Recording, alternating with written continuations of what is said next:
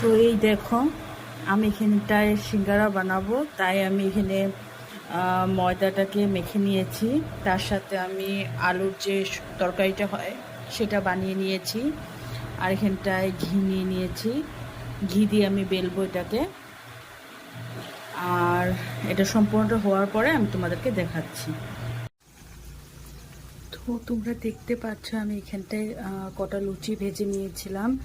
কারণ কি আমার সিঙ্গারার যে তরকারিটা বানানো হয়েছিল সেটা একটু বেশি হয়ে গেছিলো, তাই আমি কটা লুচি ভেজে নিয়েছি। আর এখানটায় আমি সিঙ্গারাটা ভেজে নিচ্ছি।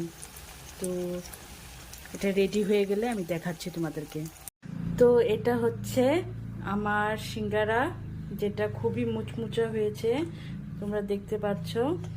আর যেটা তরকারিটা বেঁচে গেছিলো সেটা, আর তার সাথে এই ফুলকো লুচি। তো এটা হচ্ছে আমি বানিয়েছি ইভিনিং স্ন্যাকের জন্য।